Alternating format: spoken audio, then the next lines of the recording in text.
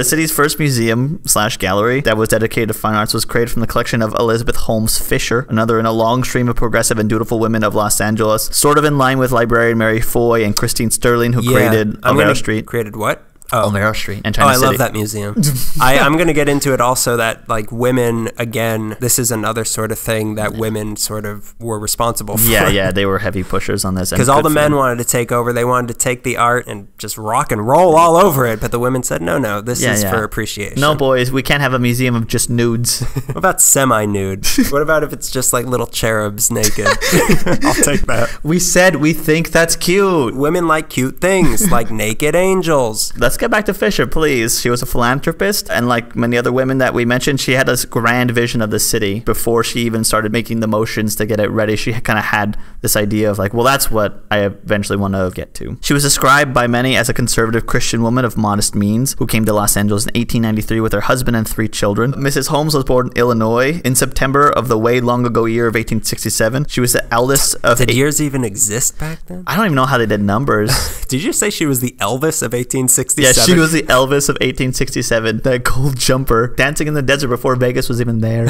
She was the eldest of 8 children, or as her parents knew her, the babysitter. While attending college in Nebraska, she meets and goes on to marry Walter Harrison Fisher, which is a great name, and thus becoming Elizabeth Holmes Fisher. After they got married, Elizabeth gave birth to 2 girls, Ruth and Rachel, and the family of 4 moves to South Dakota, where the Fishers add a son, Walter Jr. While there, Walter Sr. is working for an insurance company. Now, it must not work out great because the family of 5 then moved to Oakland, California with only $25 to the Fisher name. But hey, back in 1892, $25 can buy you a lot. Could buy you a museum. Yeah. Could buy you a Picasso before he was even Picasso. When he was still Picasso, so... When he was still drawing people like they were people. As if they were people. So the Fishers spent a year in Oakland, and then in 1893 they moved to Los Angeles. Walter begins working at the Mutual Benefit Life Insurance Company in the newly built Bradbury building on Broadway, and newly built. Wow. Like it was built like that year. Interesting. Was Subway there yet? Yeah, Subway's always been there. It's always been there. They built it around the Subway. It was a real Subway though at the time, but they sold sandwiches. It was weird. The trains were made of bread. He ends up doing very well for himself in the insurance game. Come 1900, the turn of the century, Walter Sr. starts looking into stocks and bonds and invested the family's savings, risky move, into an oil well in Long Beach, I believe in Signal Hill. And guess what happened after that? Gold spewed out of it. Liquid gold. Texas tea. The well struck, and of course the Fishers become, wealthy after this. Swimming in wealthy. Aha. So there it is. Money comes in 1904 the Fishers were able to build a home on the western outskirts of the city and what was described as a small country road, which now goes by the name of Wilshire Boulevard. Their side of their home is now, I believe, directly across from Bullock's Wilshire. Bullock's.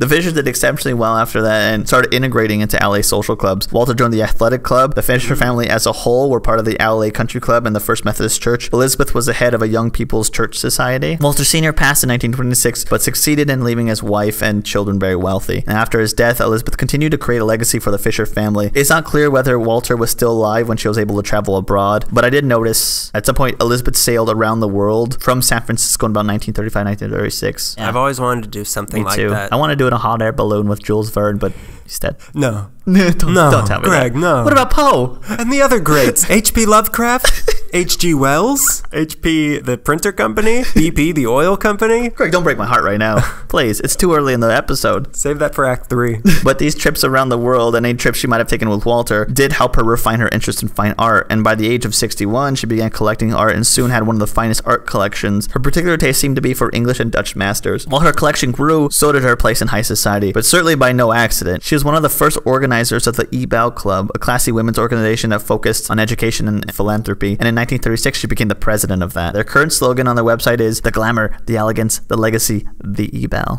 I like it. I wish I could join, but I can't. Yeah, why not? We could Mrs. Doubtfire our way into E-Bell.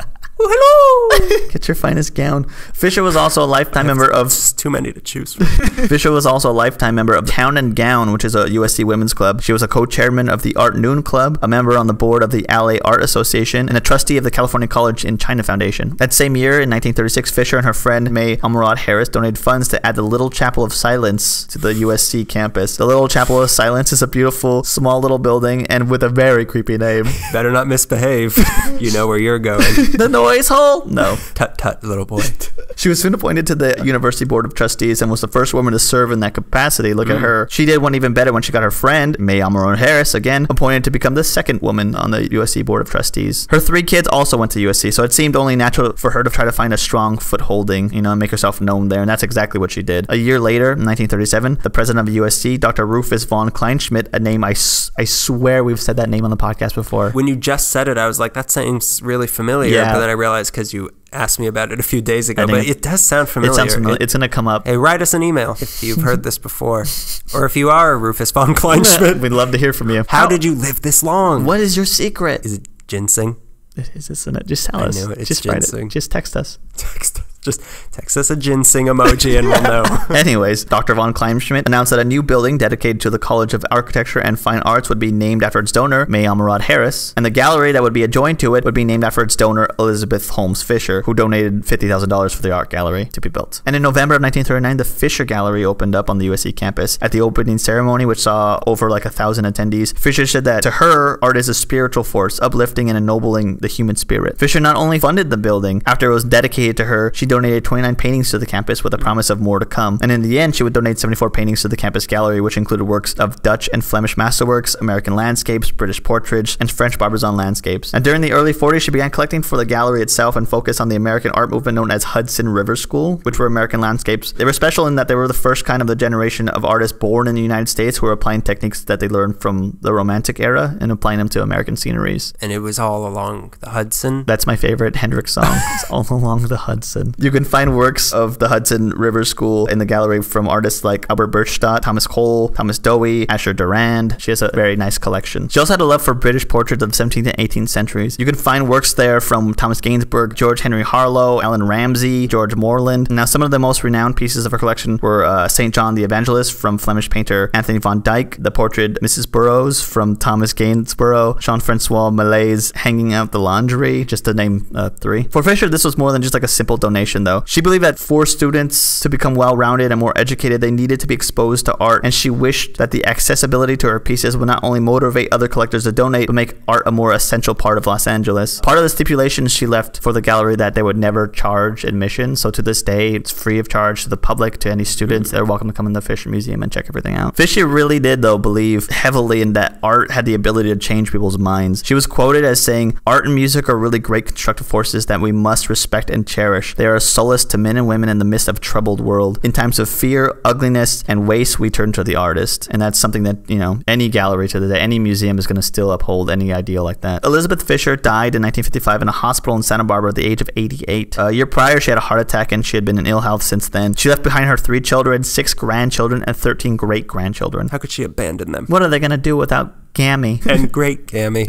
Her wish that other art collectors would donate to the Fisher Gallery was granted after her death. In 1965, industrialist and supposed Soviet spy Armand Hammer donated 50 pieces from the collection, which included paintings and prints by Peter Paul Rubens, which was I think he donated Venus Wounded by the Thorn and also the Adoration of the Shepherds. In 1989, after a long application process, the gallery became accredited by the American Association of Museums. I've read that a panel of museum directors made a 3-day visit to the gallery and they interviewed everybody from the provost down to the student interns. I think every museum has to go through that. But actually, it's one of the few accredited museums in LA, which means that they follow the museum standard and regulations of appropriate museum work set by the American Alliance of Museums. So during the 90s, they changed the name of the place from the Fisher Gallery to the USC Fisher Museum of Fine Art, just to drive it home that this is not just a gallery, but this is a place of preservation and they're displaying these great works of art. Some of the exhibitions at the Fisher sound really interesting, and I'm really bummed that I missed them, but I probably wasn't, I was probably 5. 17 Contemporary Mexican Artists was a show they had in 1989, and it showed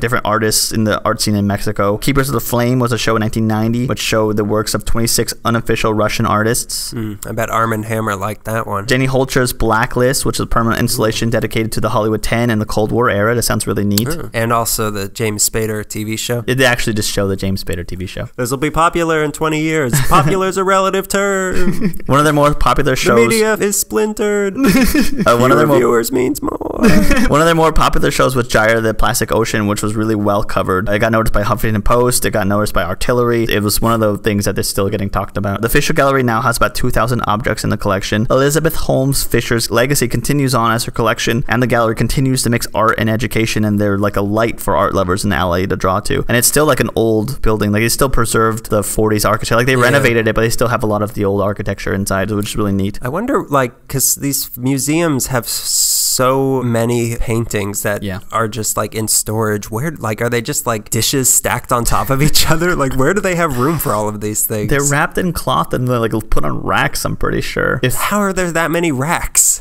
This is the podcast where we ask important questions like, how are there that many racks? Where are they getting these racks? Huh? We're asking the hard questions. Where is USC getting all their racks? Come on, America, wake up. Open your eyes. I'm pretty sure that it's either racks with really important paintings wrapped in cloth, or it's something like the end of Raiders of the Lost Ark.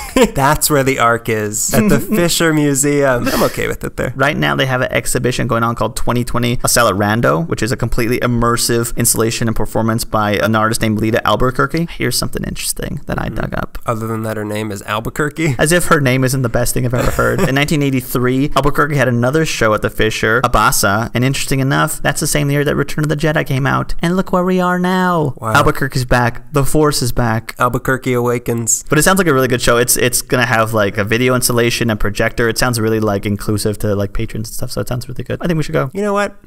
Book a ticket. Put your shoes on! Put on your art shoes and your art gloves to touch all the art. Because we want you touching everything.